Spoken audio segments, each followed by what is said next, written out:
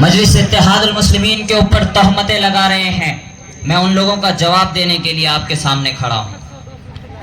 आज ऐसे ऐसे लोग इलेक्शन लड़ रहे हैं और मुसलमानों के बीच आकर मुसलमानों से वोट मांग रहे हैं। क्या आप उन चेहरों को जानते हैं? मैं नाम नहीं लूंगा, आप समझ जाइएगा। जिस इंसान ने जिंदगी भर मुसलमानों को छतरी के अलावा बात नहीं किया, क्या आप ऐसे कैंडिडेट को वोट करेंगे? बताओ, जब मेरे नबी के शान में गुस्ताखी की जा रही थी तब हम तन्हा खड़े थे। कोई लीडर आया,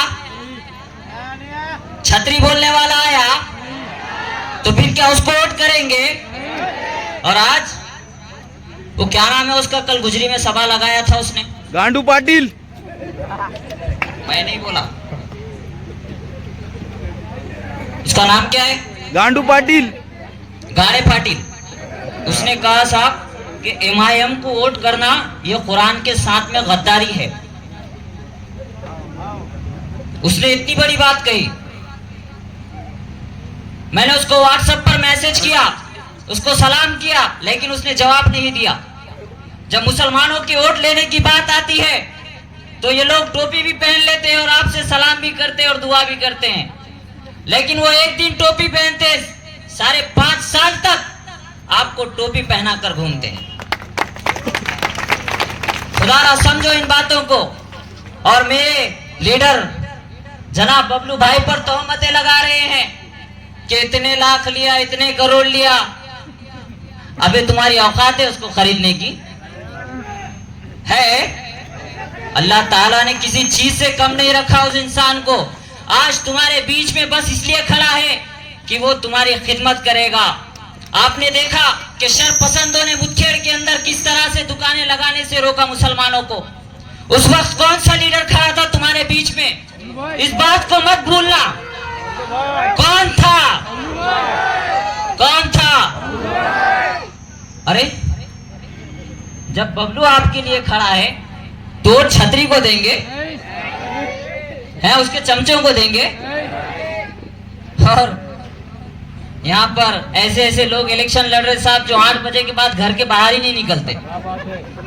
8 बजे के बाद घर के बाहर नहीं निकलते, वैसे लोग इलेक्शन लड़ रहे हैं और बड़ी बड़ी जो है हिम्मत और खरोच के साथ कह रहे हैं कि भारतीय जनता पार्टी को जो है वोट करें।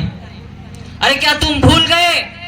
यही भारतीय जनता पार्टी थी जिसने 2004 के अंदर गुजरात के अंदर मुसलमानों को काटा, मारा, इस्मतों को लूटा। क्या तुम भूल गए कि बिल्किस बानो के कातिलों को तुम वोट करोगे?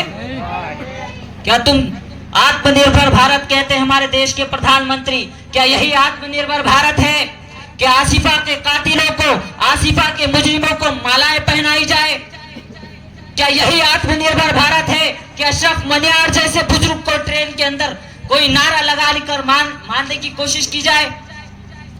क्या यही आत्मनिर्भर भारत है जब भी कहीं पर दंगे फसाद हो मुस्लिम नौजवानों को पकड़कर जेलों के अंदर बंद कर दिया जाए? अरे क्या यही आत्मनिर्भर भारत है कि गाय के नाम पर मुसलमानों को मारा जाए? अरे क्या यही आत्मनिर्भर भारत है? अगर ये आत्मनिर्भर भारत है तो मैं मोदी जी से हाथ जोड़कर गुजारिश करता हूं कि हमको ऐसा आत्मनिर्भर भारत नहीं चाहिए। अरे आज हम अगर ये बातों को कहते हैं तो कहते हैं कि भड़काऊ भाषण कर रहा है। कुछ लोग मारने की धमकियां भी दे रहे हैं। चूहे का बच्चा है क्या मार देने को? अरे याद रखो, अल्लाह ताला ने जब तक जुबान के अंदर दम दिया है, ताकत दी है, और जिस्म के अंदर जब तक जान रहेगी, मैं बोलता रहूंगा इंशाअल्लाह, मैं बोलता रहूंगा।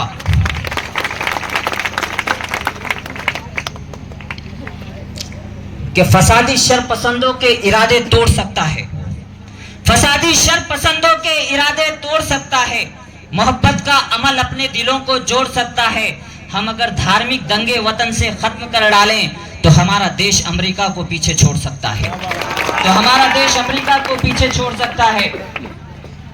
मेरे टीपू का भारत आबाद आबाद था आबाद है, मेरे टीपू का भारत आबाद था आबाद है।